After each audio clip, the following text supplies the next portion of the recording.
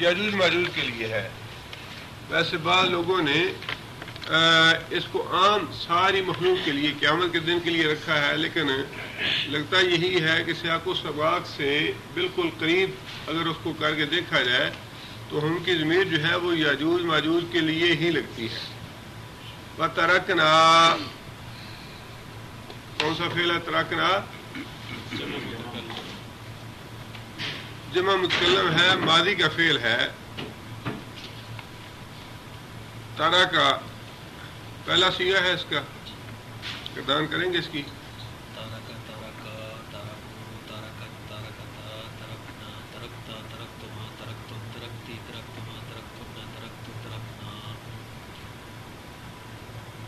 وَتَرَكْنَا اور ہم چھوڑ دیں گے.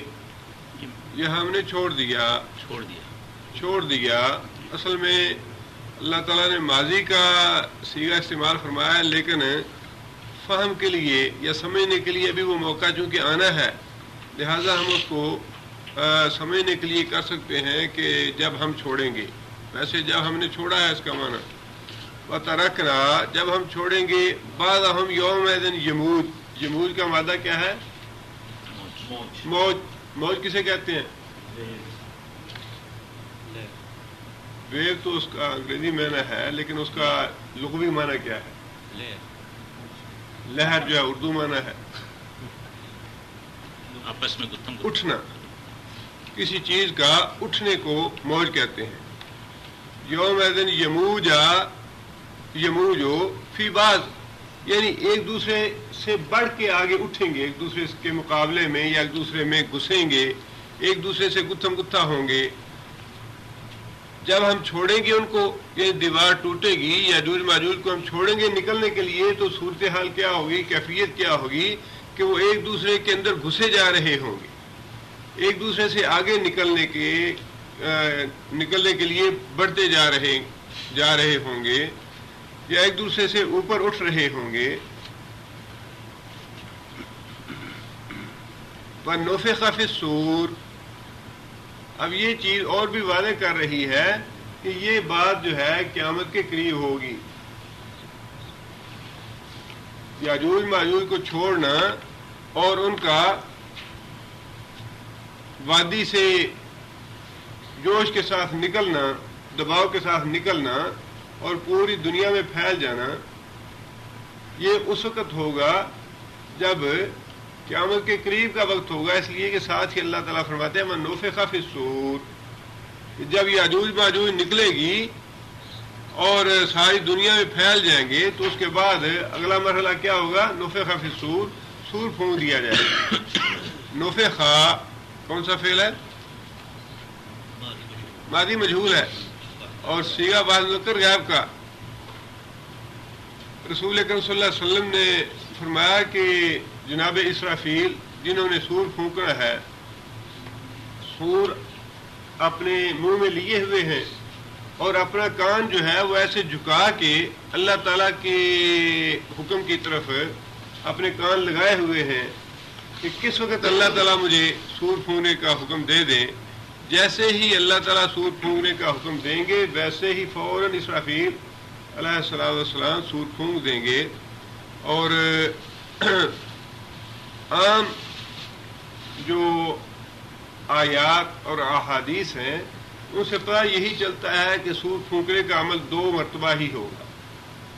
بعض حضرات نے 3 مرتبہ لکھا ہے، لیکن عام آیات اور احادیث سے یہ بات معلوم ہوتی ہے کہ 2 مرتبہ سور پھونکا جائے گا. پہلی مرتبہ جب سور پھونکا جائے گا تو اس وقت جتنی بھی جاندار مخلوق ہوگی وہ ساری کی ساری مر جائے گی، حتیٰ کہ سارے فرشتے بھی ختم ہو جائیں گے، انہیں بھی موت آ جائے گی. شیطان جو ہے اس کو بھی موت آئے گی، اس کے پیچھے جناب اسرائیل تعاقب کریں گے اس کا اور اسے پکڑ کے اس کی روح قبض کریں گے. اس کے بعد اللہ تعالیٰ حضرت اسرائیل علیہ السلام کو حکم دیں گے کہ تم بھی اپنی روح میرے حوالے کر دو.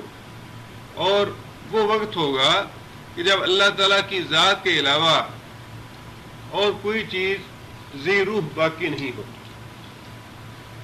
سوائے اللہ کی ذات کے۔ اس کے بعد دوسری مرتبہ سور پھونکا جائے گا تو جتنے بھی روزے ازل سے لے کر روزے ابد تک انسان اور جن ہوں گے وہ سارے کے سارے زندہ ہو جائیں گے دوسرے سور۔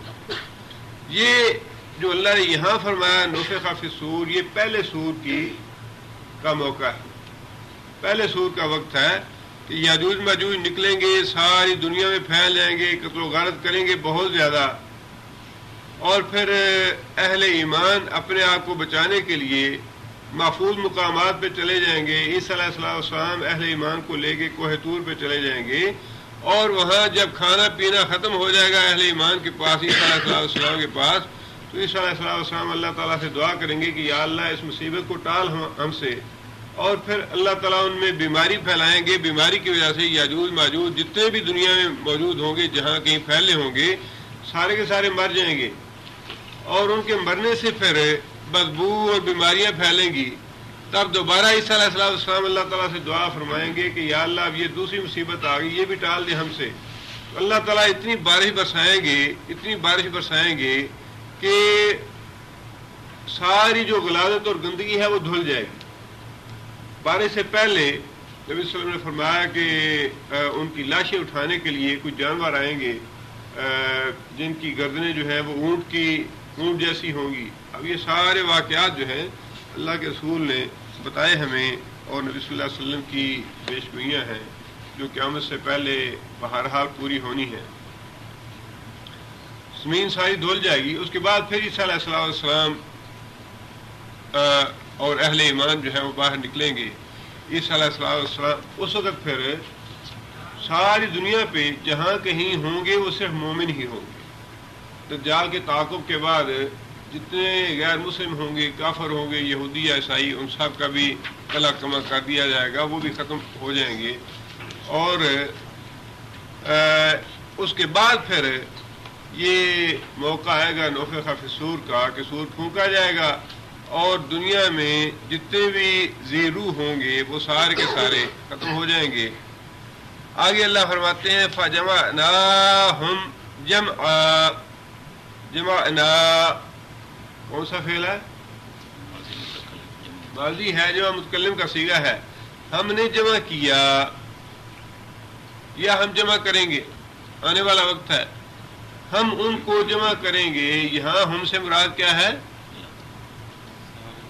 ساری مخلوق، اس لیے کہ نفخ صور ہو گیا، اس میں اہل ایمان بھی اور جو بھی اس وقت موجود تھے وہ سارے کے سارے مر جائیں گے، سارے کے سارے فوت ہو جائیں گے۔ اور دوسرا نفخ صور جب ہوگا اللہ فرماتے ہیں کہ جمعنا، پھر ہم سب کو جمع کر دیں گے، اکٹھا کریں گے۔ جمعن کیا ہے؟ مصدر ہے، جمع کر دیں گے، جمع کرنا، یعنی اس طرح جمع کریں گے جس طرح جمع کرنے کا حق ہے۔ اسی لفظ کے بعد جب اس کا مصدر آتا ہے تو اس کو دہرانے کا مطلب ہی یہ ہوتا ہے کہ ہم یہ کام اس طرح سے کریں گے جس طرح فی الواقع کرنے کا حق ہے۔ جمع کریں گے، ہم لوگوں کو اکٹھا کریں گے، ساری مخلوق کو اس طرح اکٹھا کریں گے کہ ان میں سے کوئی ایک بھی باقی نہیں رہ جائے گا، ایک بچہ تک باقی نہیں رہے گا، کوئی بوڑھا، کوئی عورت، کوئی چھوٹا، کوئی بڑا، کوئی مشرق میں، کوئی مغرب میں، کوئی شمال میں، جنوب میں، کوئی لاکھوں سال پہلے، کروڑوں سال پہلے مرا ہو، جب بھی مرا ہو، اللہ فرماتے ہیں کہ جمعن، ہم انہیں ضرور اکٹھا کریں گے، اس طرح اکٹھا کریں گے جس طرح اکٹھا کرنے کا حق ہے، کوئی بھی باقی نہیں رہے گا۔ وعرضنا،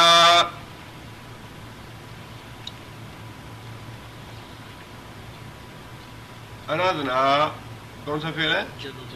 ماضی متکلم جمع، ماضی کا فعل ہے، جمع متکلم کا صیغہ ہے۔ ارادنا کا معنی بیان کریں گے۔ عرضی ہم اردو میں استعمال کرتے ہیں، عرضی ہے، درخواست ہے، عرض کرنا، ویسے لفظ بھی استعمال ہوتا ہے، پیش کرنا۔ ہم لے آئیں گے، پیش کر دیں گے۔ ردنا، ہم نے پیش کیا، ہم لے آئے، جہنم، جہنم کو، کہاں سے کہاں لے آئے؟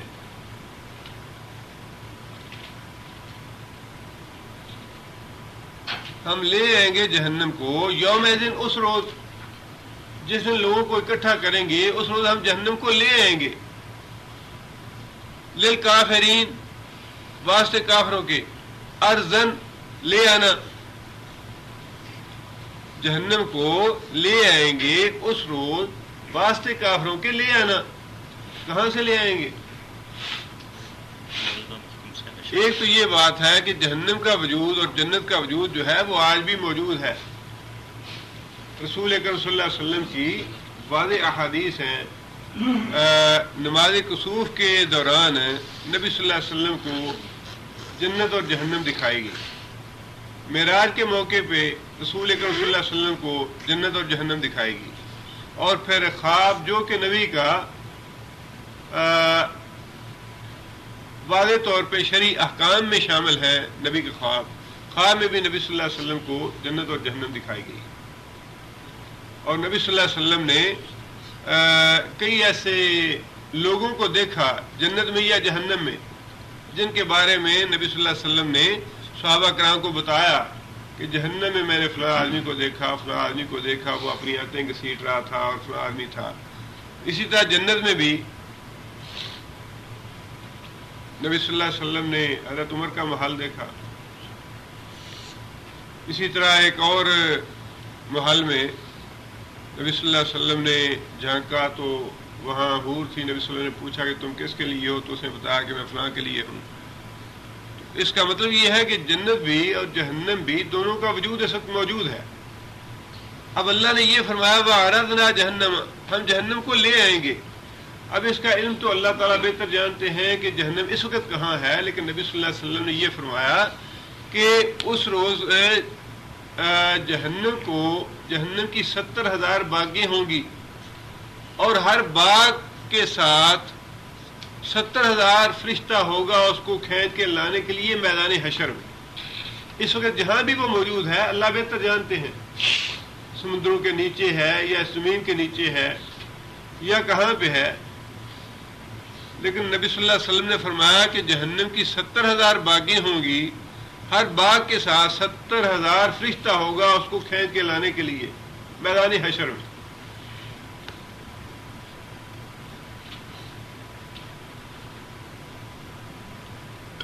اب یہ اللہ تعالیٰ نے ویسے تو ذوالقرنین نے وہ بات کہی جا باز ربی جا لہ دکا، میرے رب کا وعدہ آ گیا، تو اللہ تعالیٰ اس دیوار کو یا اس بند کو یا اس سد کو ریزہ ریزہ کر دے گا. اسی کے حوالے سے اللہ تعالیٰ نے یہ 2 باتیں ارشاد فرمائی اور یہ بڑی بامانی باتیں ہیں. یہاں ان کا بڑا ربط اور تعلق ہے اس کے پچھلے اور اگلے مضمون سے، اس لیے کہ سارے جو سوالات کیے تھے کفار مکہ نے نبی صلی اللہ علیہ وسلم سے، روح کیا ہے، اصحاب کہف کون ہے، ذوالقرنین کون تھے، ان کے جواب اللہ نے دے دیے.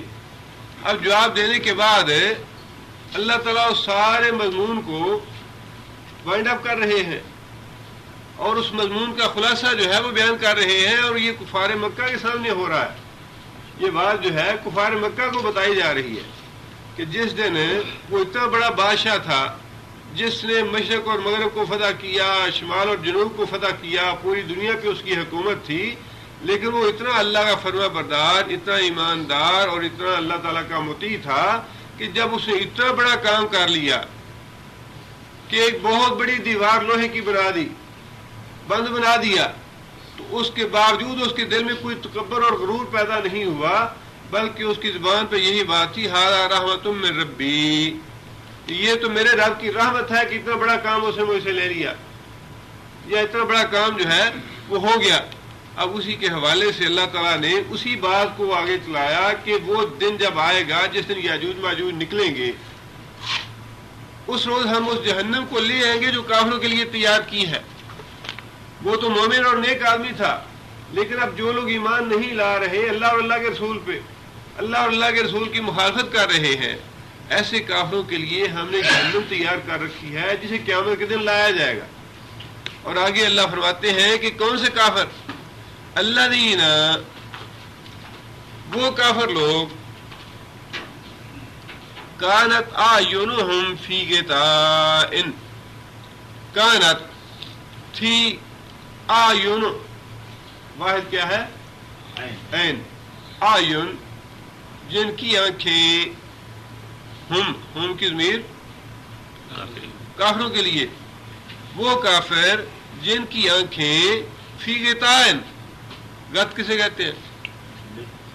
لٹن، جی ہاں، ڈھکن کو، پردے کو، فی غطائن پردے میں تھیں، ان ذکری میری یاد سے، جن کی آنکھیں پردے میں تھیں میری یاد سے، جنہوں نے اپنی آنکھوں پہ پردہ ڈالا ہوا تھا میری یاد سے، جو اندھے بنے ہوئے تھے میری یاد سے، جو میری یاد سے اندھے بنے ہوئے تھے۔ یہاں یاد سے مراد، ذکر سے مراد کیا ہے؟ ھذا ذکر مبارکن، یہ قرآن مجید بابرکت ذکر ہے۔ ذکر جو ہے قرآن مجید میں بہت سے معنوں میں استعمال ہوا ہے، اللہ کو یاد کرنے کے معنوں میں بھی استعمال ہوا ہے۔ الا بذکر اللہ تطمئن القلوب، دلوں کا اطمینان اللہ کی یاد میں ہے۔ قرآن مجید کے معنوں میں بھی ذکر کا لفظ استعمال ہوا، ھذا ذکر مبارکن، یہ بابرکت ذکر ہے۔ اور اسی طرح نصیحت کے معنوں میں بھی استعمال ہوا، فذکر، نصیحت کر، تنفع المؤمنین، انت مذکر، ذکر جو ہے یہ نصیحت کے معنوں میں بھی استعمال ہوا، اور اسی طرح ذکر کا لفظ نماز کے معنوں میں بھی استعمال ہوا ہے۔ اذا نودی للصلاۃ من یوم الجمعۃ فاسعوا الی ذکر اللہ، یہاں ذکر کا لفظ جو ہے نماز کے معنوں میں استعمال ہوا ہے۔ اور واحش کے معنوں میں بھی استعمال ہوا ہے، جہاں اللہ تعالیٰ نے یہ بات ارشاد فرمائی ہے کہ کفار مکہ اعتراض کرتے تھے کہ اللہ تعالیٰ نے واحش جو ہے یہ صرف کسی یتیم لڑکے کی طرف بھیجنی تھی، یا مسکین آدمی کی طرف جس کا کوئی زور نہیں ہے اس معاشرے میں، یا مکے اور طائف کے بڑے شہروں میں یہی ایک آدمی تھا جس پہ بھیج دے، وہاں اللہ تعالیٰ نے واحش کے لیے بھی ذکر کا لفظ استعمال فرمایا ہے۔ ان کے یہ ذکر من بیننا، کس طرح ہے الفاظ؟ علیہ من بیننا، کیا یہ ذکر، یہ واحی ہمارے درمیان انہی پہ نازل ہونا تھا؟ گویا ذکر کا لفظ جو ہے یہ بڑا وسیع مفہوم رکھتا ہے، اس کا معنی یا اللہ کی یاد بھی ہے، اللہ کی وحی، اللہ کی تعلیمات، اللہ تعالیٰ کی نصیحت، اللہ کا قرآن، اللہ کی نماز، یہ ساری چیزیں اس میں شامل ہیں۔ لیکن یہاں ظاہر ہے کہ اس سے مراد یہی ہے کہ کافر لوگ جو اس قرآن سے منہ موڑے ہوئے، جو اللہ کی وحی، اللہ کے احکام، اللہ کی تعلیمات سے منہ موڑے ہوئے ہیں یا اپنی آنکھیں بند کیے ہوئے ہیں، اللہ فرماتے ہیں کہ یہ جہنم ان لوگوں کے لیے ہے، کانت اعینہم فی غطاء عن ذکری، جنہوں نے اپنی آنکھوں پہ ڈھکن ڈالے ہوئے تھے، اپنی آنکھوں کے اوپر پردہ ڈالا ہوا تھا میری یاد سے، مطلب میری یاد سے وہ غافل تھے، میری یاد سے منہ موڑے ہوئے تھے۔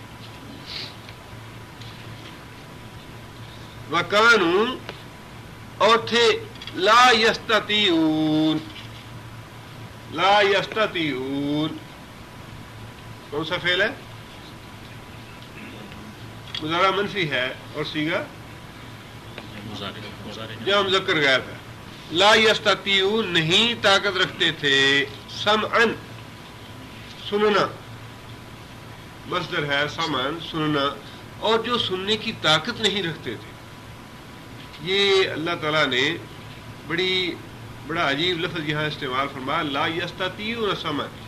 ایک تو یہ ہو سکتا تھا کہ وہ سنتے نہیں تھے، یہاں اللہ نے فرمایا کہ سننا برداشت ہی نہیں کرتے تھے۔ یہ بالکل دو مختلف چیزیں، ایک ہے ایک چیز کو بالکل سننا ہی نہ، دوسرا ہے کہ سننا گوارا ہی نہیں تھا انہیں۔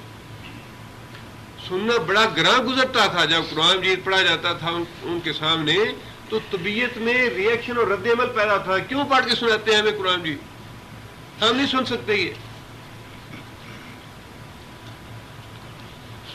اللہ تعالیٰ معاف فرمائے، یہ کیفیت جو ہے نا یہ بڑی ہی ہلاکت والی اور بڑی ہی بدنصیبی کی ہے کہ کسی انسان کو قرآن کے حوالے سے کوئی بات کہی جائے، قرآن کا مسئلہ بتایا جائے، اللہ کی بات کے حوالے سے کوئی بات کہی جائے اور دوسرے آدمی پہ وہ گراں گرے یا وہ سننا پسند نہ کرے یا سننا نہ چاہے، یہ بڑی ہی ہلاکت کی اور بڑی ہی بدنصیبی کی کیفیت ہے۔ اور اللہ تعالیٰ معاف کرے، یہ یعنی اکثر مسلمانوں میں بھی بعض ایسے لوگ ہیں جنہیں قرآن پڑھنا یا قرآن سننا گراں گزرتا ہے۔ ایسے تو ویسے ہی بہت ہیں جو عقیدہ بھی رکھتے ہیں یا سننا بھی چاہتے ہیں، لیکن ویسے اپنی زندگی میں اتنے مصروف ہیں کہ کبھی قرآن کو ہاتھ لگا کے نہیں دیکھا یا کبھی ہاتھ لگانے کی توفیق ہی نہیں ہوئی، ساری عمر گزر جاتی ہے، انسان قرآن نہیں پڑھتا۔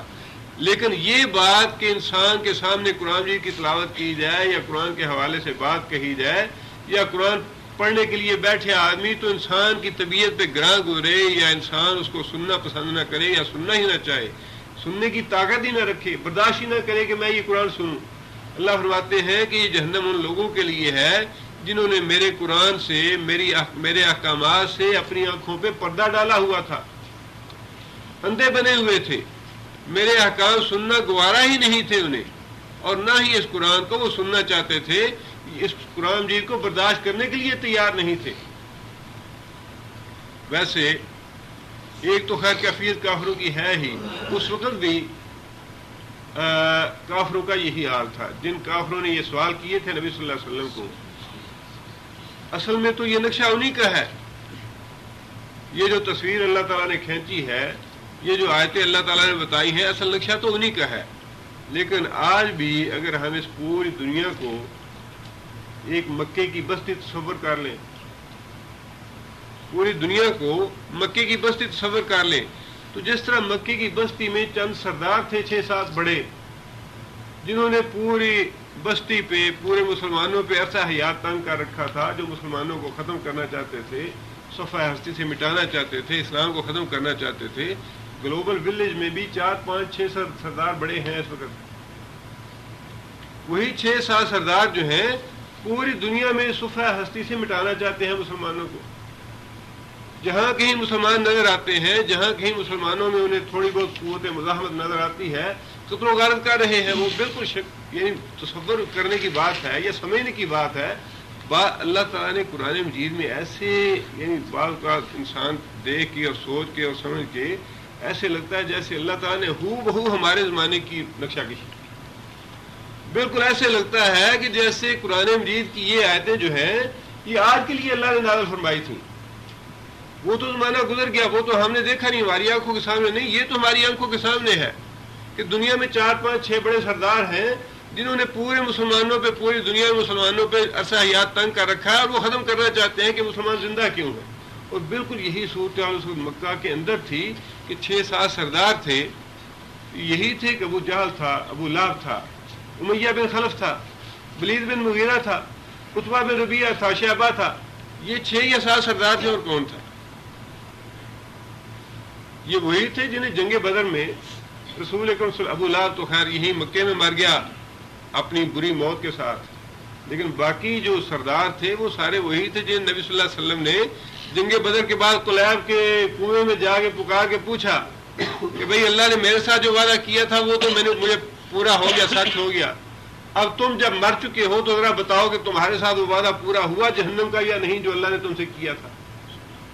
اب وہی 7 سردار 8 سردار ہیں، ایک اسرائیل میں ہے، ایک ہندوستان میں ہے، ایک امریکہ میں ہے، اور 3-4 میں ہے یورپ میں ہے۔ وہی 6-7 سردار ہیں آج بھی۔ پوری دنیا کو ایک مکے کی بستی تصور کر لیجیے، صورتحال بالکل وہی ہے کہ قرآن کی آیتیں جو ہیں اسی صورتحال کی نقشہ کشی کر رہی ہیں کہ جن سرداروں کی آنکھوں کے اوپر قرآن سننے کو سے پردہ پڑا ہوا ہے، میری یاد سے پردہ پڑا ہوا ہے، اور قرآن سننا انہیں گوارا نہیں، قرآن سننا برداشت نہیں کر پاتے، قرآن سننے کی یہ طاقت نہیں رکھتے، فرمایا کہ ان کافروں کے لیے میں نے جہنم تیار کر رکھی۔ آگے اللہ فرماتے ہیں افحسب الذین کیا فا پس حاسبہ، کون سا فعل ہے حاسبہ؟ माजी है, वाह मुकर गया। हासिबा का माना सोचा, समझा, गुमान किया, समझा। हासाबा उसने हिसाब किया। हासोबा वो हसब नसब वाला हुआ, अच्छे हसब नसब वाला। आफा हासिबल्लज़ीना क्या गुमान किया उन लोगों ने, कफरू जिन्होंने कुफर किया, अन ये के यत्तखिज़ू, यत्तखिज़ू कौन सा फेल है? मुज़ारा है जो मुज़क्कर गायब का। यत्तखिज़ू कि वो बनाएंगे इबादी मेरे बंदों को, मिन दूनी मेरे अलावा, औलिया अपना कारसाज, अपना सरप्रस्त। जिन लोगों ने कुफर किया है, क्या उन्होंने ये समझ लिया है, क्या उन्होंने गुमान कर लिया है कि बनाएंगे मेरे बंदों को मेरे अलावा अपना कारसाज। अब यहाँ वो उलझन दूर हो जाती है कि अल्लाह ताला ने जहाँ कहीं कुरान में मंदूनी कहा है, मंदून से मुराद बुत हैं या पत्थर हैं या सूरज और चांद सितारे हैं जिनकी उस वक्त काफिर बंदगी करते थे। यहाँ तो अल्लाह ने इबादी मंदूनी औलिया मेरे बंदों को उन्होंने अपना कारसाज बना लिया। यहाँ तो वाज़ेह तौर पे अल्लाह ताला ने इबाद का लफ्ज़ इस्तेमाल फरमा दिया, और इबाद का लफ्ज़ जो है ये पत्थरों के लिए, बुतों के लिए इस्तेमाल नहीं होता। इबाद का लफ्ज़ जो है ये उन लोगों के लिए इस्तेमाल होता है जो अल्लाह ताला के मुकर्रब हैं, अल्लाह के महबूब हैं, अल्लाह के वली हैं, औलिया हैं, सुलहा हैं, शुहदा हैं, जिन्हें बाद लोगों ने अल्लाह का शरीक बना लिया, जिन्हें लोगों ने अपना मुश्किल कुशा, अपना हाजत रवा, अपना कारसाज, अपना सरपरस्त बना लिया। उन्हीं के बारे में अल्लाह ने वाज़ेह तौर पे फरमा दिया कि इबादी जिन्होंने मेरे बंदों को मेरे मुकाबले में अपना हाजत रवा, मुश्किल कुशा और अपना कारसाज बना लिया। और समझ क्या लिया कि वो उनके कारसाज हैं, मुश्किल कुशा हैं, हाजत रवा है। अल्लाह फरमाते हैं इन्ना बेशक हम आतदना, आतदना कौन सा फेल है? जमा मुतकल्लम का। आतदना क्या माना? आतदना हमने तैयार की है। इन्ना बेशक हम, इन और ना को इकट्ठा है। इन्ना आतदना हमने तैयार किया, जहन्नम जहन्नम को, लिल काफिरीन वास्ते काफरों के, नुज़ुलन नुज़ुलन नज़ाला का माना वो उतरा, वो मेहमान हुआ, दोनों माने हैं। वो उतरा भी और वो मेहमान हुआ, वो मेहमान ठहरा। नुज़ुलन का माना उतरना, मेहमान बनना। नुज़ुलन मेहमानी करना। काफिरों के लिए हमने जहन्नम तैयार की है बतौर मेहमानी के। यहाँ अल्लाह ताला ने नुज़ुलन का लफ्ज़ तनज़ के तौर पे इस्तेमाल किया है, इसलिए कि मेज़बान जो है, मेज़बान अपने मेहमान के लिए ये पूरी कोशिश करता है कि मेहमान के मिजाज, मेहमान की तबीयत, मेहमान की ख्वाहिश, उसकी इज्जत और उसके मुकाम के मुताबिक उसकी मेज़बानी की जाए।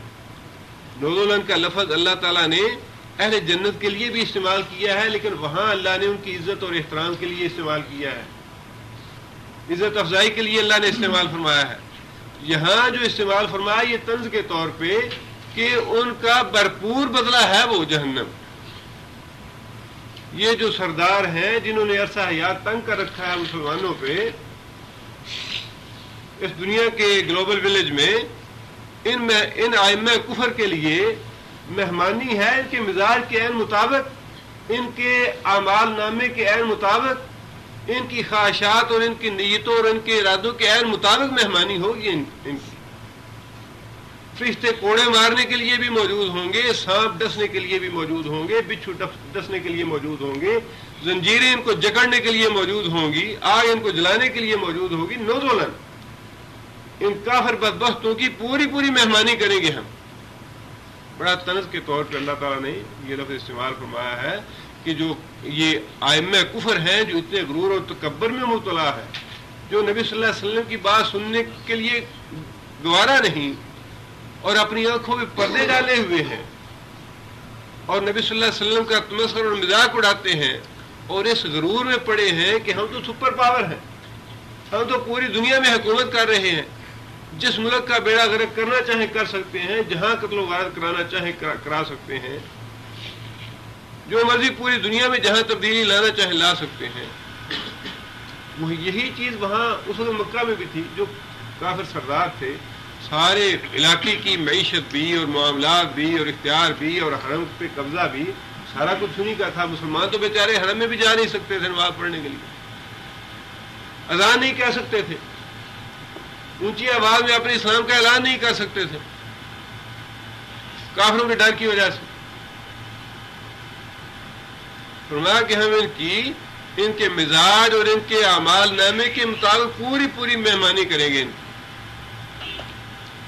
آگے اللہ فرماتے ہیں، قل اے محمد صلی اللہ علیہ وسلم کہیے، حل ننبئکم، حل کیا، ننبئو کون سا فعل ہے؟ ننبئو مضارع ہے، صیغہ جمع متکلم کا۔ انبئو، انباء کا لفظ بڑا استعمال ہوتا ہے ٹی وی پہ، خبریں، نبی خبر دینے والا، انباء خبریں۔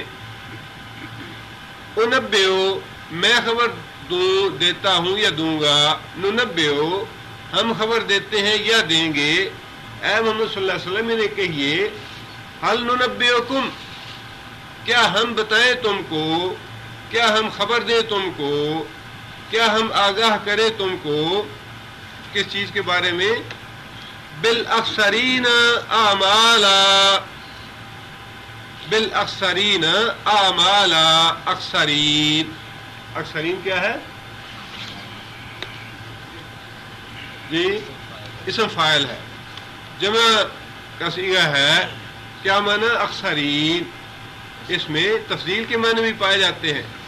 اکثرین بہت زیادہ خسارہ پانے والے۔ کیا تمہیں میں بتاؤں، کیا ہم تمہیں بتائیں، آگاہ کریں ان لوگوں کے بارے میں جو بہت زیادہ خسارہ پانے والے ہیں، بہت زیادہ خسارہ پانے والے، بہت زیادہ گھاٹا اٹھانے والے، بہت زیادہ نقصان پانے والے۔ کس معاملے میں؟ اعمالاً، اپنے اعمال کے معاملے میں، اپنے کرتوتوں کے معاملے میں، اپنے اعمال کے معاملے میں بہت زیادہ خسارہ اٹھانے والے ہیں، بہت زیادہ نقصان پانے والے ہیں۔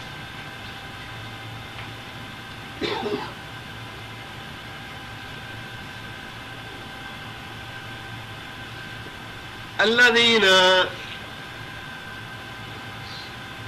یہ وہ لوگ ہیں، ضل، کون سا فعل ہے ضل؟ ماضی ہے، بعض مذکر غائب کا صیغہ۔ ضل کا معنی گم ہو گیا، گمراہ ہو گیا، گم ہو گیا۔ سعیہم، سعی، سعی کسے کہتے ہیں؟ کوشش کو۔ ہم ان کی، جن لوگوں کی کوششیں گم ہو گئی، فنا ہو گئی، مٹ گئی، فی الحیات الدنیا، دنیا کی زندگی میں، انہوں نے دنیا میں بڑے بڑے کام کیے، ساری اپنی زندگی کھپا دی۔ اب آپ دیکھیے ذرا کہ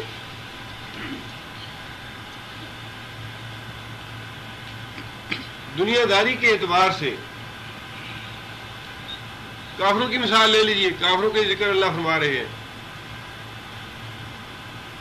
روزانہ آپ اخبار پڑھتے ہیں، اخبار سے اندازہ یہ ہوتا ہے کہ جتنے بھی آئمہ کفر ہیں، آئمہ کفر کا ہی ذکر ہو رہا ہے یہاں پہ، کس طرح بھاگ دوڑ میں لگے ہوئے ہیں، کہیں آج یہاں ہیں، کل وہاں ہیں، پرسوں وہاں ہیں، اور جو بھی ہیں ان کے پلان ہیں، جو بھی ان کے ذہنوں میں ایک تصور ہے کہ ہم نے یہ کرنا ہے، مسلمانوں کے خلاف سازشیں ہیں، مسلمانوں کو مٹانا ہے، مسلمان ملکوں کو تباہ کرنا ہے، اسلام کو ختم کرنا ہے، جو کچھ بھی ہے، لیکن بہرحال ان کی زندگی ہے تو بڑی مصروف، نہ دن کو چین ہے نہ رات کو چین ہے، جدوجہد تو زبردست کر رہے ہیں، وہ یہودی ہیں، عیسائی ہیں، ہندو ہیں، سکھ ہیں، جو بھی ہیں، سائی تو ہے یہ۔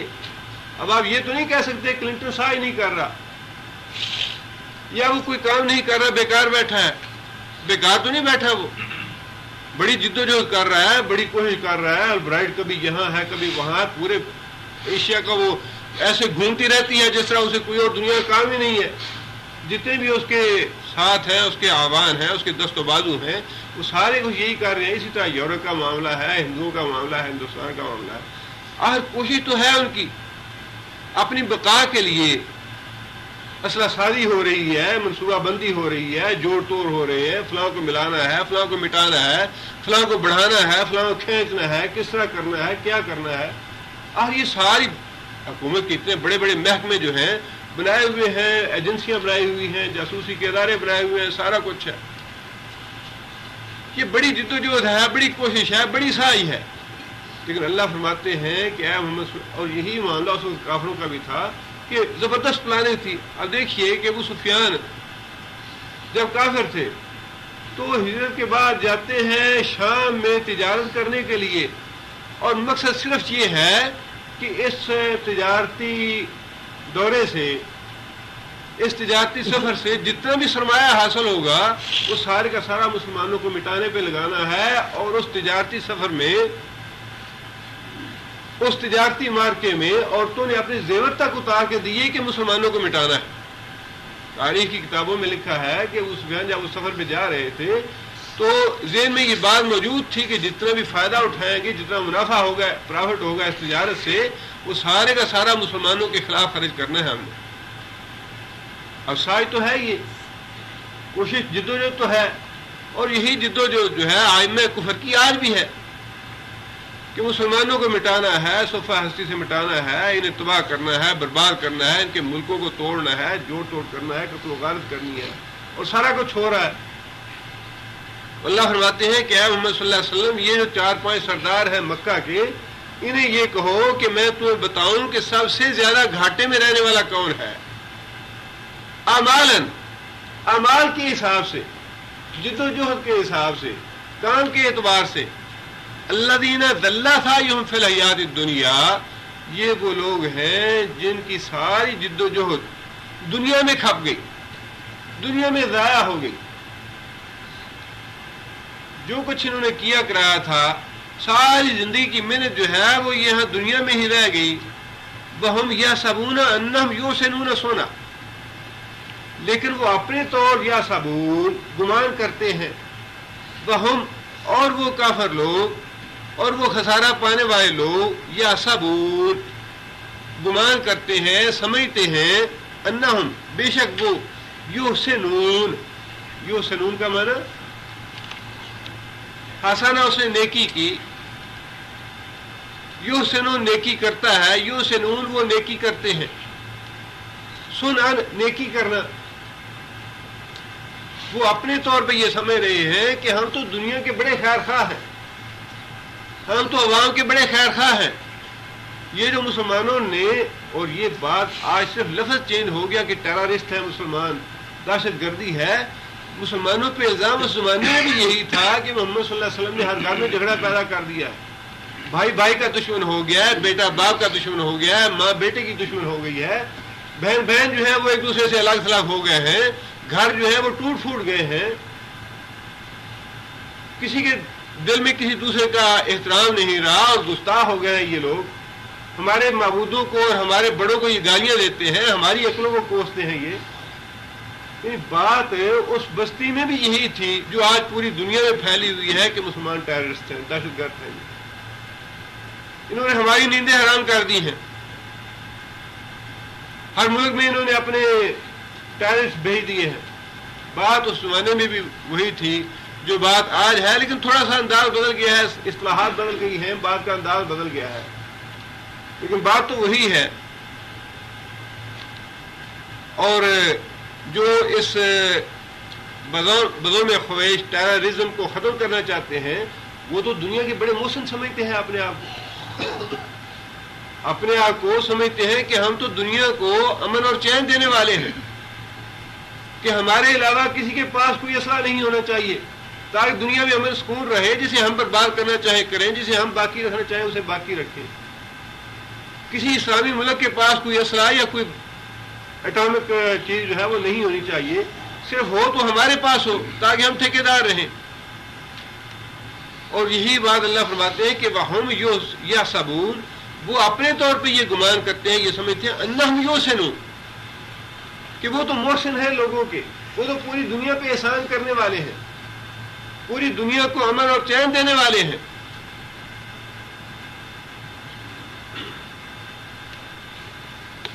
اللہ فرماتے ہیں اولئک الذین، اولئک کیا ہے یہ؟ اس میں اشارہ ہے جمع کے لیے، واحد کیا ہے اس کا؟ ذالک اولئک الذین، اسم موصولہ جمع کے لیے، کفروا، یہ وہ لوگ ہیں جنہوں نے کفر کیا، حالانکہ اپنے طور پہ وہ اس کام کو نیک کام سمجھ رہے، اس کام کو نیک کام سمجھ رہے ہیں کہ فلسطین میں فلسطینیوں کو مارو جتنا بھی ہو سکتا ہے، قتل و غارت کرو ان کی، اور سمجھتے ہیں کہ ہم یہ نیک کام کر رہے ہیں، ٹیررزم ختم کر رہے ہیں۔ اس فلسطینی کتنے بھی ہلاک ہو رہے ہوں، باقاعدہ امریکائی کابینہ نے یہ پچھلے ہفتے پاس کیا کہ فلسطینیوں کو اسلحہ دینا بند کیا جائے، کوئی بھی ملک انہیں اسلحہ نہ دے، اس لیے کہ یہ ٹیررسٹ ہیں، اور مر بھی وہی رہے، قتل و غارت بھی انہی کی ہو رہی ہے، اور ٹیررسٹ بھی وہی ہے۔ اور اللہ فرماتے ہیں اولئک الذین کفروا بآیات ربہم، یہ وہ لوگ ہیں کفروا جنہوں نے کفر کیا بآیات ربہم، اپنے رب کی آیتوں کا۔ یہ ہے سب سے بڑا، بہت بڑا جرم کافر کا، اللہ کی آیتوں کا انکار کرنا، اللہ کی آیتوں کو جھٹلانا، اللہ کی آیتوں پہ ایمان نہ لانا۔ اللہ تعالیٰ کو بڑی شدید کوفت ہے اور غضب ہے اس آدمی پہ جو اللہ کی آیتوں کو نہ مانے، اللہ کے حکم کو جھٹلائے یا اللہ پہ ایمان نہ لائے۔ وَلِقَائِهِ، کفروا بآیات ربہم وکفروا لقائه، اور اس کی ملاقات کا بھی انکار کیا، اللہ کی آیتوں کا بھی انکار کیا، اور انکار کیا اس سے ملاقات کا بھی۔ اللہ کے ہاں حاضری کے جواب دہی کا تصور بھی نہیں ہے کہ بس اس دنیا میں جتنی بھی عیش کر لیں، جس طرح بھی اس دنیا میں زندگی بسر کر لیں، اس کے بعد کوئی کسی سے پوچھنے والا نہیں، کوئی حساب کتاب نہیں ہے۔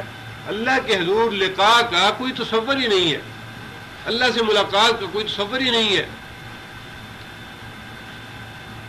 اب ایک تو زندگی ہے ائمہ کفر کی، ایک تو طرز عمل ہے ائمہ کفر کا مسلمانوں کے بارے میں، اور دوسرا آپ دیکھ لیجئے کہ ان ملکوں کے عوام کی زندگی کیسی ہے۔ ائمہ کفر کو چھوڑ دیجئے، وہاں پہ جا کے عوام کی دیکھ لیجئے سوچ کیسی ہے کہ ان کا اپنا جو مذہب ہے عیسائیت یا یہودیت، اسی کے مطابق لے لے، تب بھی ان کے ہاں قیامت کا کوئی تصور ہی نہیں ہے۔ جس طرح کی زندگی ہے ان کی زندگی میں جواب دہی کا تصور، قیامت کا تصور، دوبارہ زندہ ہونے کا تصور، اللہ سے ملاقات کا تصور ان کے اعمال میں سرے سے ہے ہی نہیں، سوائے شراب اور زنا کے۔ اس معاشرے میں کوئی دوسری چیز ہے ہی نہیں، دولت ہے، شراب ہے، زنا، یہ دو تین چیزیں ہیں۔ ساری زندگی یورپ کی اور امریکہ کی اور کافر کی انہی تین چیزوں کے گرد گھوم رہی ہے۔ دولت کیسے کمانی ہے؟ لوٹ کے کمانی ہے، فحاشی پھیلا کے کمانی ہے، بے حیائی پھیلا کے کمانی ہے، ملکوں کا بیڑا غرق کر کے قتل و غارت کر کے کمانی ہے، ملکوں پہ قبضہ کر کے کمانی ہے۔ کیسے کمانی ہے؟ ایسے کوئی تعلق نہیں، بس دولت کمانی ہے۔ اور عملی زندگی میں شراب اور زنا کے علاوہ کوئی تیسری چیز نہیں ہے۔ اللہ فرماتے ہیں کہ میری آیتوں کا بھی انکار کیا ان لوگوں نے، اور میری لقاء، میری ملاقات، میرے حضور جواب دہی کا تصور بھی نہیں ہے ان میں۔ اللہ فرماتے ہیں کہ فحابطت اعمالہم، فحابطت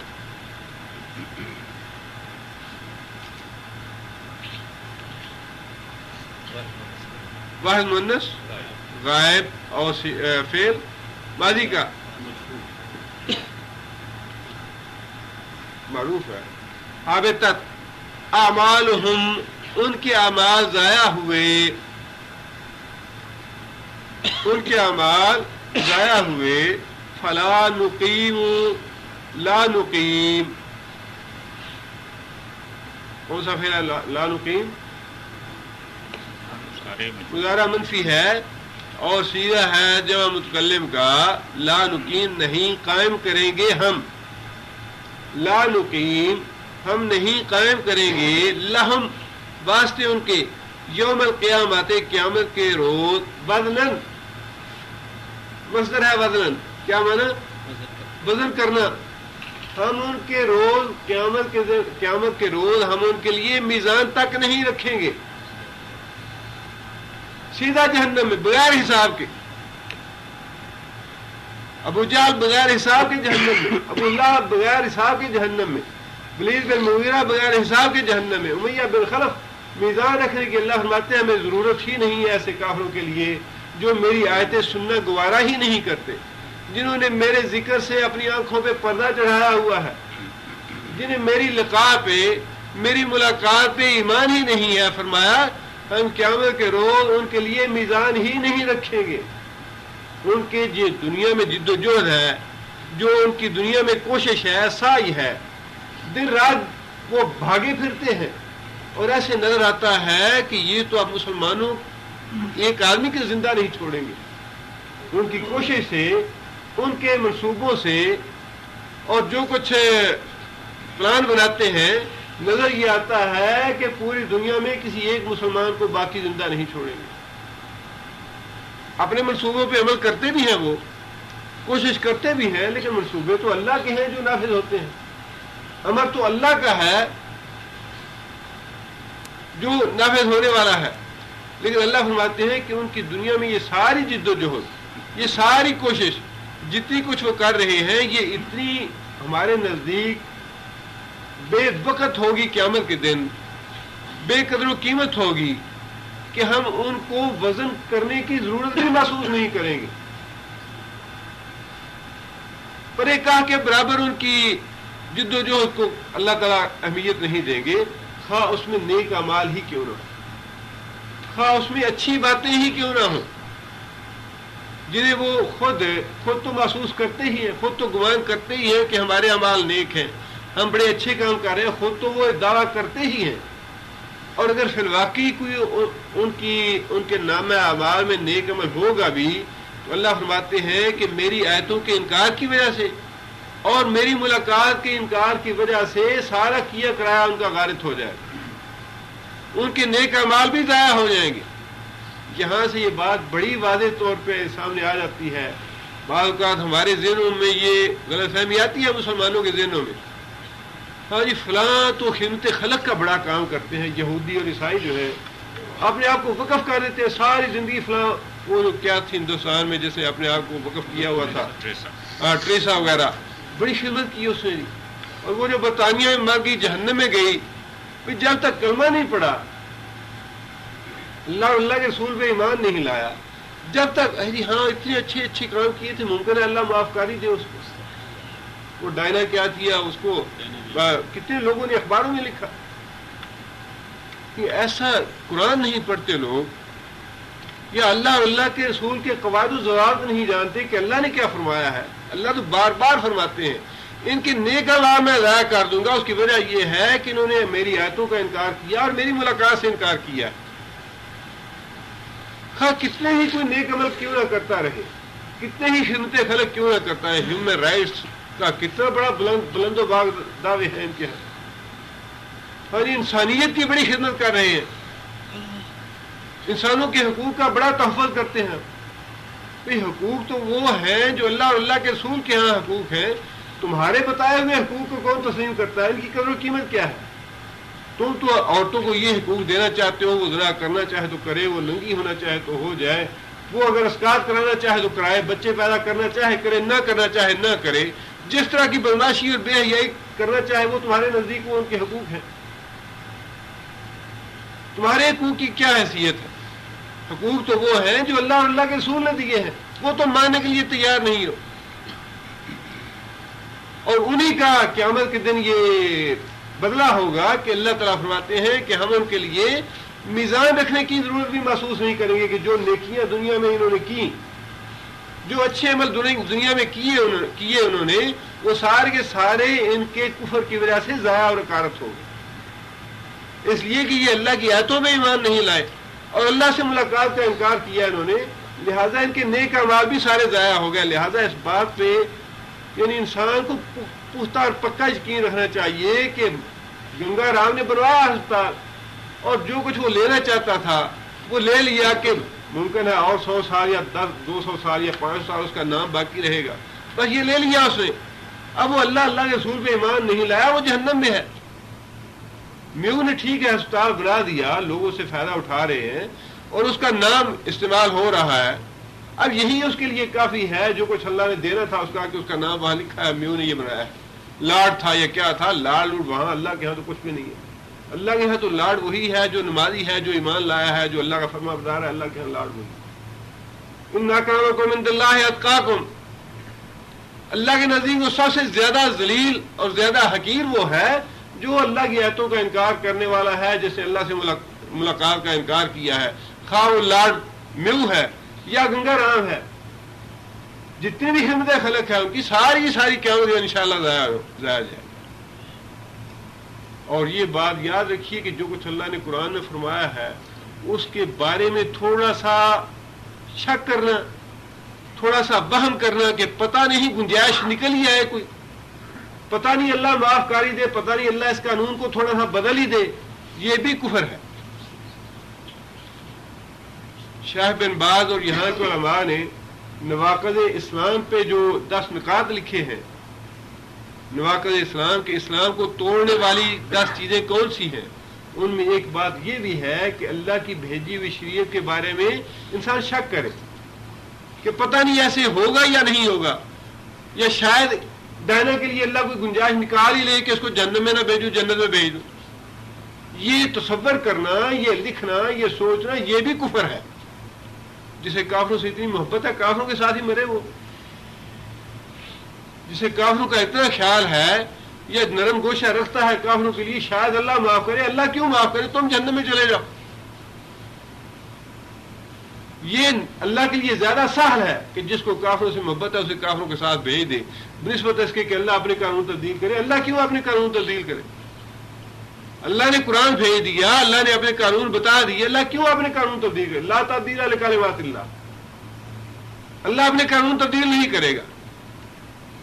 جسے کافروں سے اتنی محبت ہے کافروں کے ساتھ جہنم میں چلا جائے.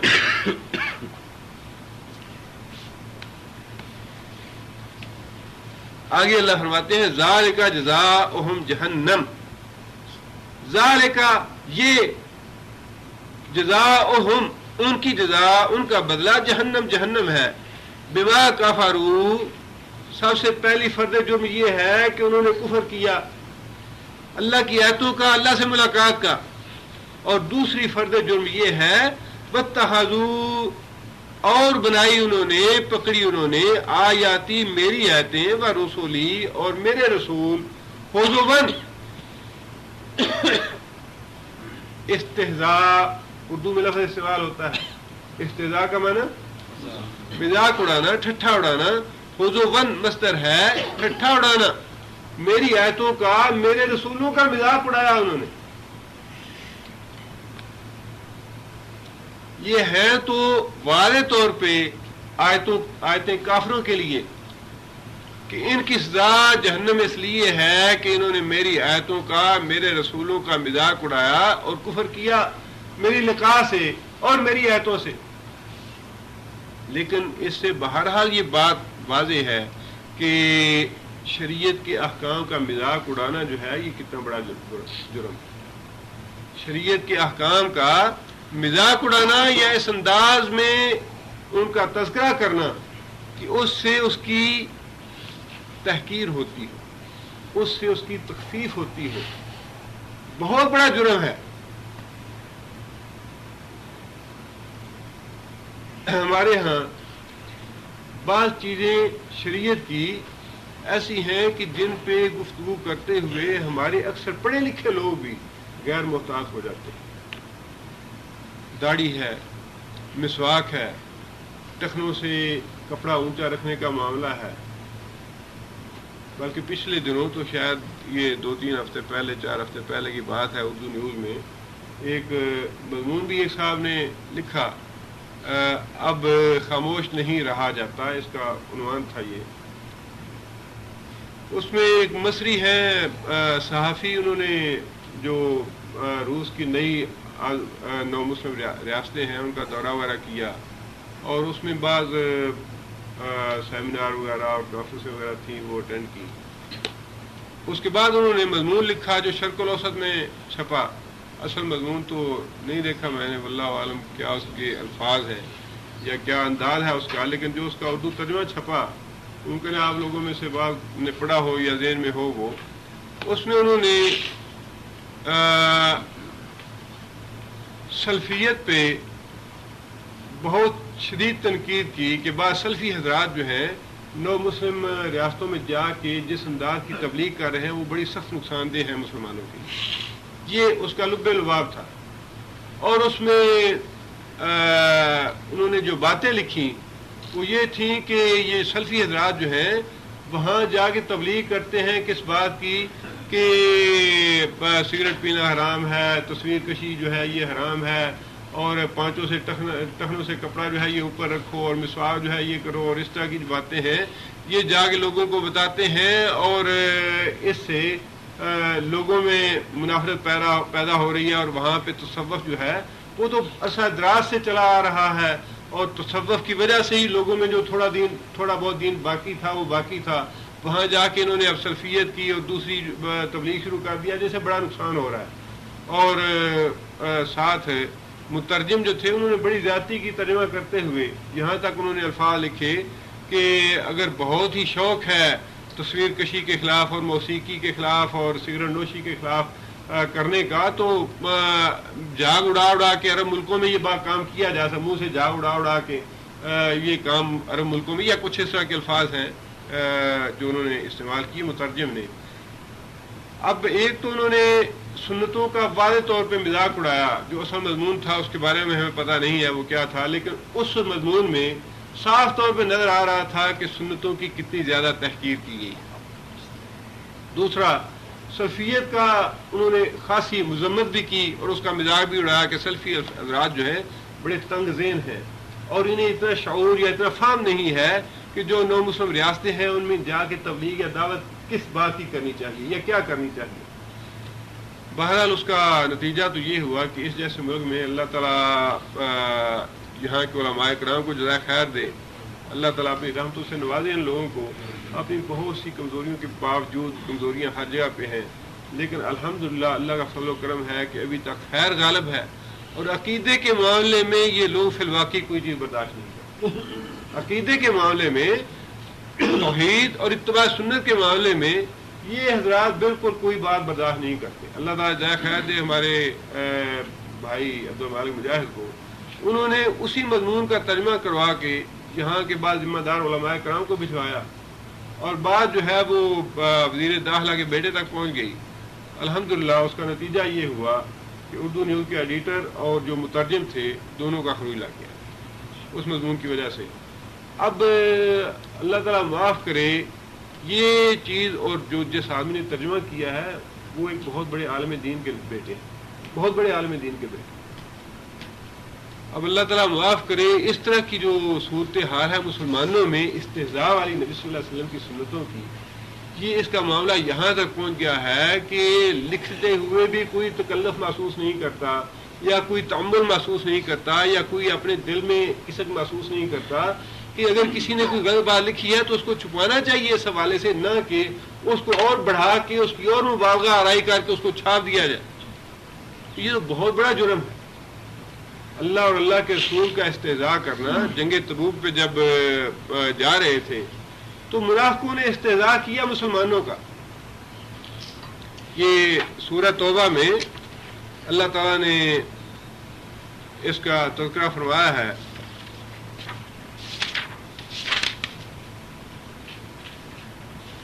وَلَا إِن سَأَلْتَهُمْ لَيَقُولُنَّ إِنَّمَا كُنَّا نَخُوضُ وَنَلْعَبُ.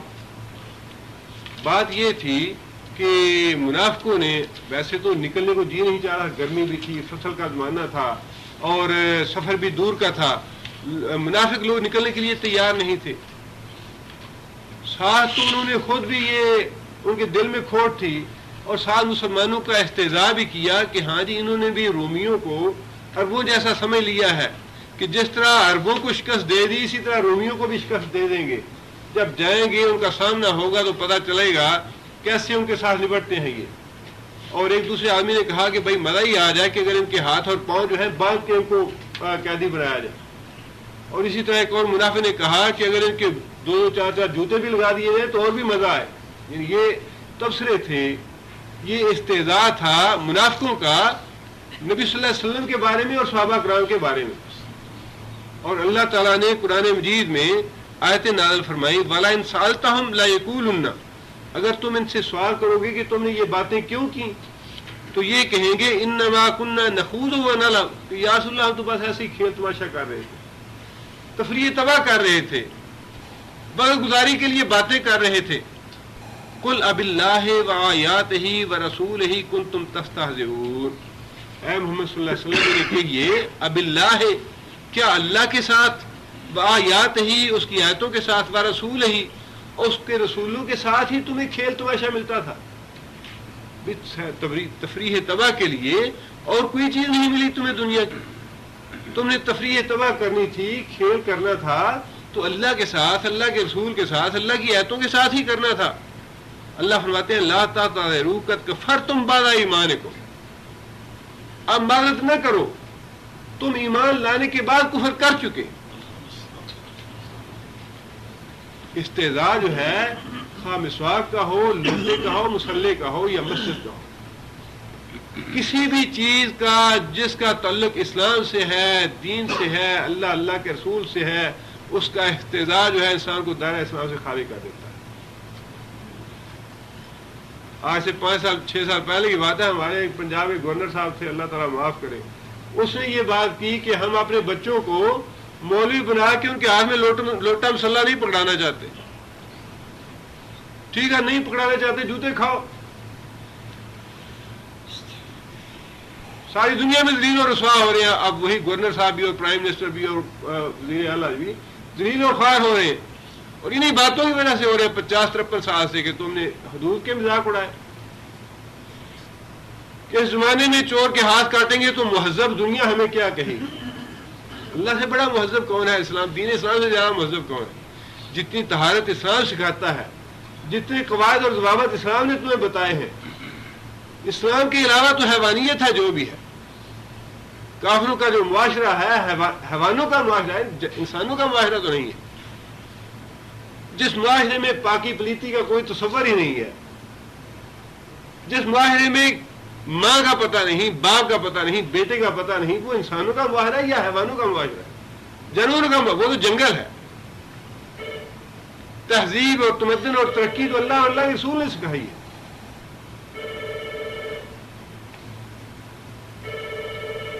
اللہ کے رسول کے بارے میں، اللہ کے رسول کی سنتوں کے بارے میں، حدیث کے بارے میں، قرآن کے بارے میں، قرآن کی آیت کے بارے میں انسان کے دل میں بڑا بدعملی اپنی جگہ پہ. انسان کا عمل اگر اچھا نہیں ہے تو اپنی جگہ پہ، لیکن اب مولوی کو گالی دی جاتی ہے. مولوی کو گالی دینے کا مقصد سوائے سے کیا ہے کہ اسلام جو ہے اس کی مذمت کی جائے یا اس کی مخالفت کی جائے.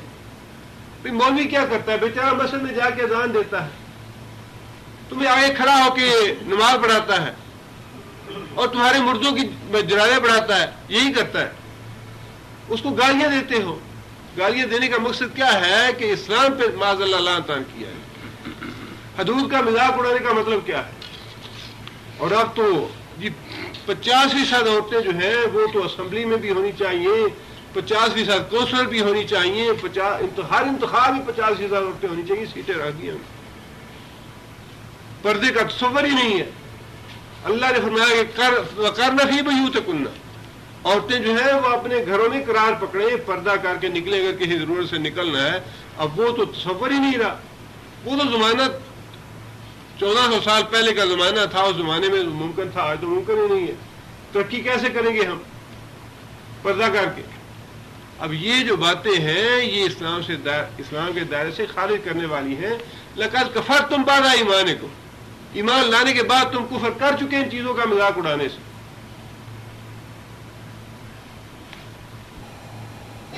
ہمارا تو کلچر ہے یہ لوٹا اور مسلح، ہمارے تو ایمان کا حصہ ہے. یہ تو وہ مسلح ہے کہ ربیہ اسلمی جو تھے نبی صلی اللہ علیہ وسلم کا لوٹا مسلح اٹھانے والے تھے، اور نبی صلی اللہ علیہ وسلم اتنا خوش ہوئے اس آدمی سے، اتنے خوش ہوئے آدمی سے کہ ایک دن اسے کہا کہ ربیہ بتاؤ کیا چاہتے ہو، کیا تمہاری خواہش ہے؟ ربیہ کہنے لگے کہ میں نے نبی صلی اللہ علیہ وسلم سے عرض کی یا رسول اللہ مجھے ایک دن دے دیجیے، میں آپ کو کل بتاؤں گا کیا چاہیے مجھے.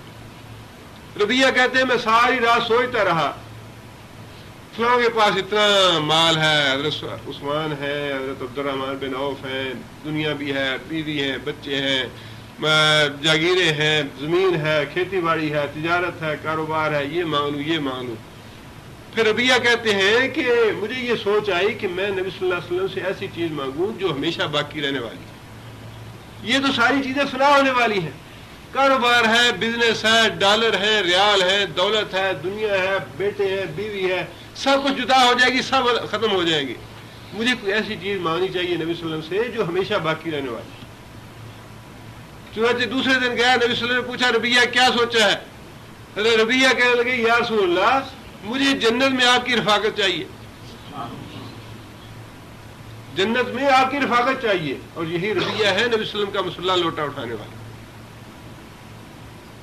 یہ تو ہمارا کلچر ہے.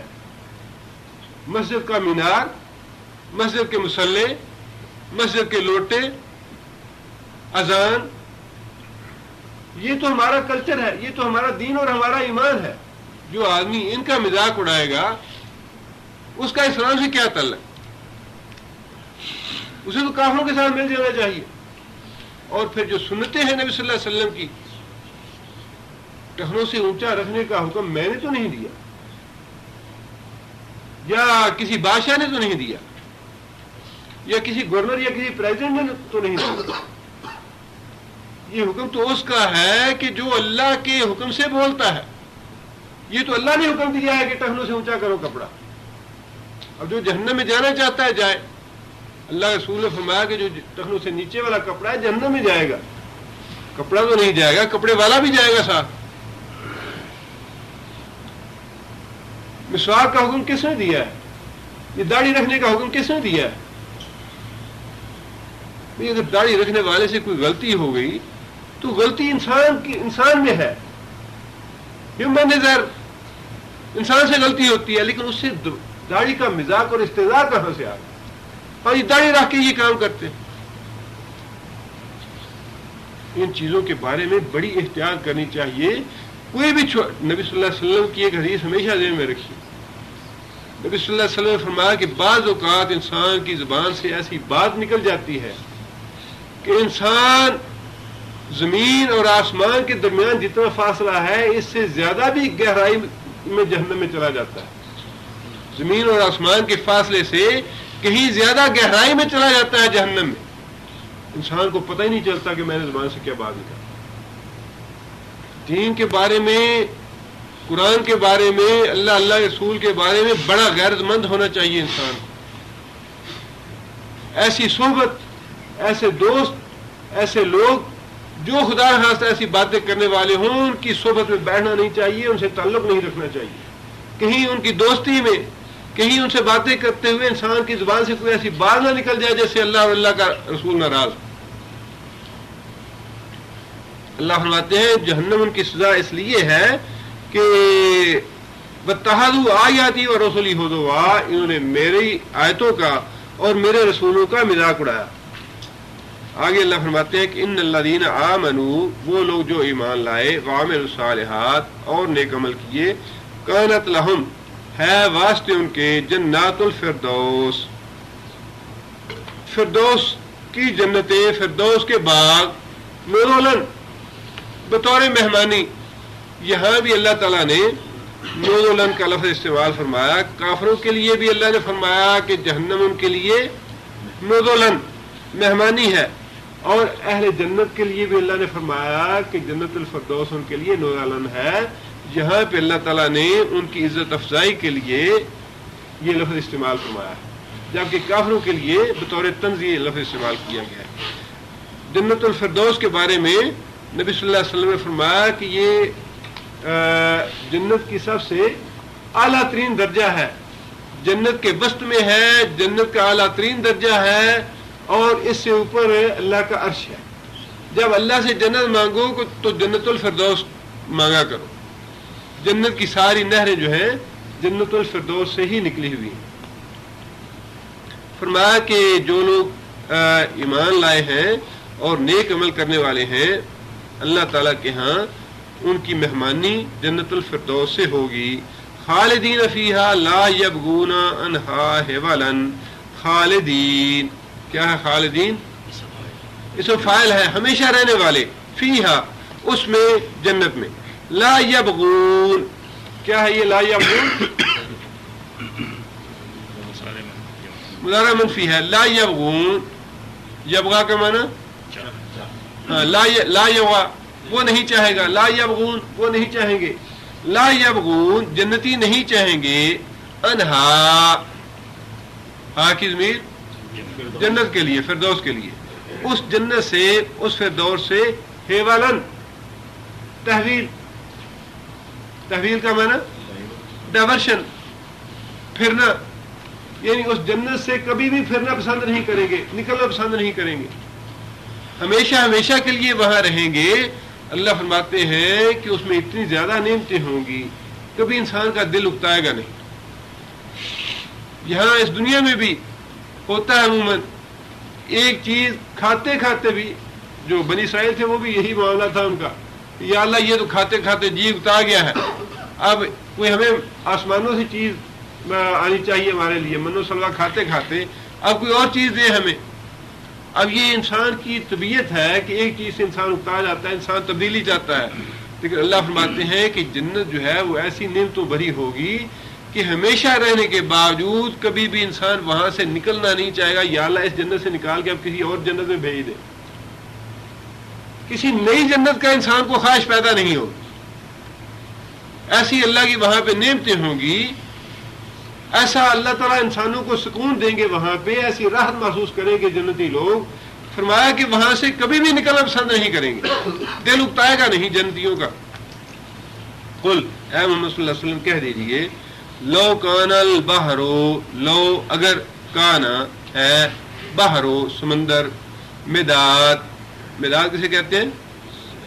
سیاہی کو، مدادن سیاہی، لکلمات، کلمہ ویسے تو بات ہے اس کا معنی، لیکن یہاں اللہ تعالیٰ کی طرف منسوب ہے یہ لفظ، لہذا اس کا معنی ہے تعریف کا کلمہ، تعریف کی بات، کلمات تعریف کے کلمے، ربی میرے رب کے، لنفد البحر، نفدہ، نفدہ کا معنی ختم ہو جانا، لنفد البحر ختم ہو جائے سمندر، قبل اس سے پہلے، ان یہ کہ تنفدا، تنفدا کون سا فعل ہے؟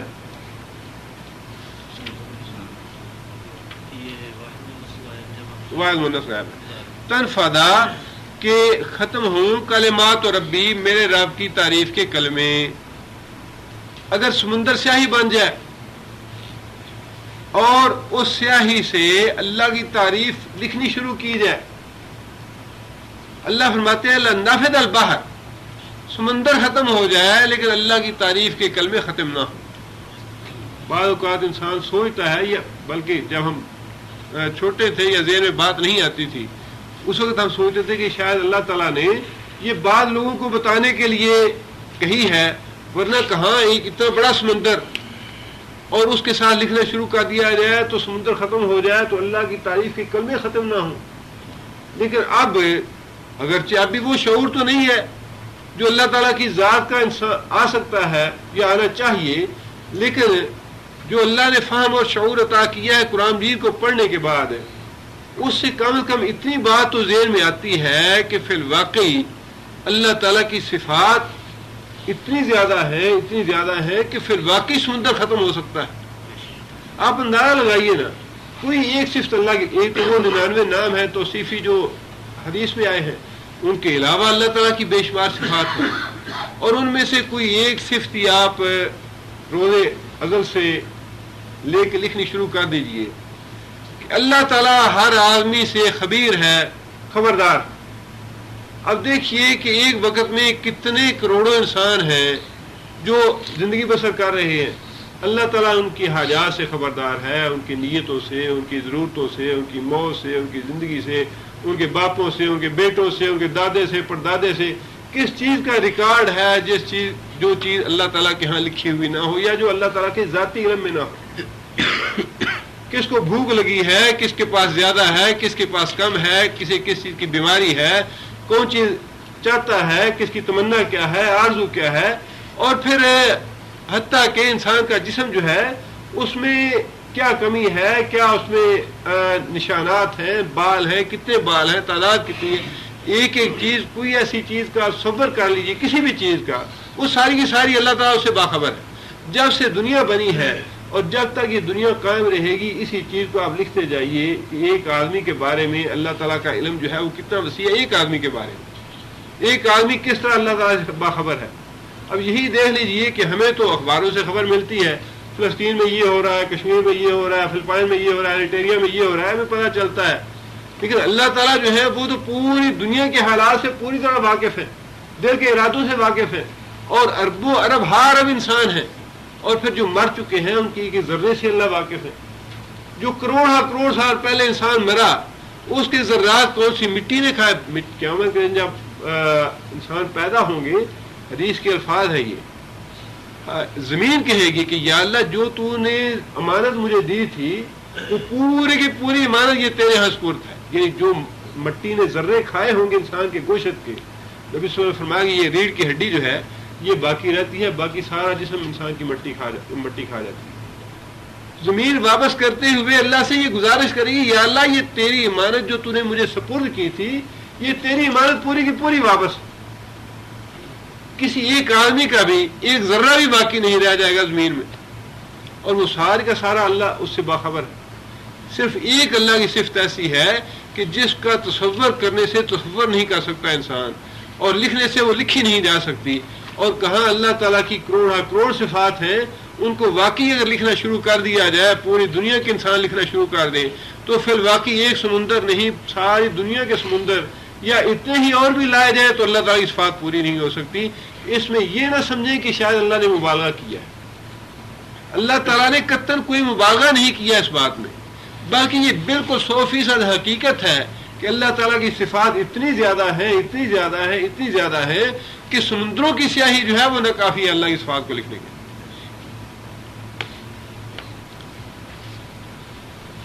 آگے اللہ فرماتے ہیں وَلَوْ جِئْنَا، اور اگر جئنا ہم لائیں بِمِثْلِهِ، ایسی ہی مثل سمندر کی، مددن سیاہی، یعنی جتنا سمندر ایک ہے ویسا ہی سمندر اور لے آئے تو تب بھی یہ سیاہی اللہ کی صفات کو لکھنے کے لیے ناکافی ہوگی۔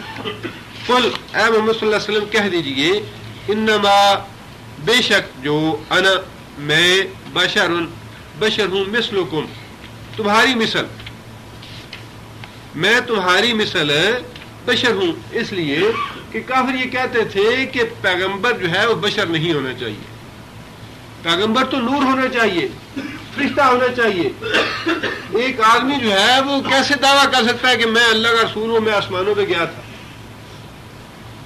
میں عرش پہ اللہ سے مل کے آیا ہوں، یہ کیسے ممکن ہے؟ آسمان پہ تو انسان جا ہی نہیں سکتا۔ اللہ نے فرمایا کہ اے محمد صلی اللہ علیہ وسلم انہیں کہیے کہ میں تمہارے جیسا ہی بشر ہوں، میرے اندر بشری تقاضے موجود ہیں، خوشی بھی ہوتی ہے، مجھے رنج بھی پہنچتا ہے، مجھے بھوک لگتی ہے، میں کھانا کھاتا ہوں میری بھوک اتر جاتی ہے، مجھے ہنسی بھی آتی ہے، مجھے رونا بھی آتا ہے۔ جس طرح تمہیں بعض باتوں کا پتہ نہیں ہوتا، مجھے بھی بعض باتوں کا پتہ نہیں ہوتا، طائف میں میرے ساتھ کیا ہوگا مجھے پتہ نہیں تھا، میں چلا گیا۔ حضرت عائشہ رضی اللہ تعالیٰ عنہا پہ لوگوں نے الزام لگا دیا معاذ اللہ سنہ معاذ اللہ بدکاری کا، اور نبی صلی اللہ علیہ وسلم کا انتظار کرتے رہے کہ نبی صلی اللہ علیہ وسلم کو پتہ نہیں تھا ہوا یا نہیں یا کیا ہوا۔ لوگ آئے، آ کے کہا جی ہمیں تو تعلیم چاہیے، قاری دیجیے، ہمیں 70-80 آدمی بھیج دیے ساتھ۔ نبی صلی اللہ علیہ وسلم نے دھوکے سے لے جا کے شہید کر دیا کافروں نے۔ فرمایا کہ مجھے اس سے اتنا دکھ ہوا کہ اتنا دکھ اور کسی بات سے نہیں ہوا۔ جنگوں میں گئے نبی صلی اللہ علیہ وسلم، جہاد کیا، زخم بھی آئے، نبی صلی اللہ علیہ وسلم کا دانت شہید ہوا، نبی صلی اللہ علیہ وسلم گر گئے۔ فرمایا کہ انا بشر مثلکم، بشری تقاضے مجھ میں موجود ہیں، میری بیویاں ہیں، میرا باپ تھا، میری ماں تھی، میری اولاد ہے، سارے بشری تقاضے میرے اندر موجود ہیں۔ ہاں یوحی الیہ، جو بات تم سے مختلف ہے وہ یہ ہے کہ میری طرف وحی کی گئی، میری طرف اللہ کا فرشتہ آتا ہے جو تمہاری طرف نہیں آتا۔ یوحی الیہ انما الہکم الہ واحد، وہ وحی کیا ہے جو اللہ نے میری طرف بھیجی ہے، انما الہکم الہ واحد، کہ تمہارا الہ بس ایک ہی الہ ہے۔ فمن کان یرجو، فمن پس جو شخص کانا ہے، یرجو امیدوار، رجا کا معنی امید رکھنا، رجائیت پسند اردو میں استعمال ہوتا ہے، اس آدمی کو کہتے ہیں جو اچھی امید رکھنے والا ہو، حالات سے واقعات سے اچھا پہلو تلاش کرے، اسے رجائیت پسند کہتے ہیں۔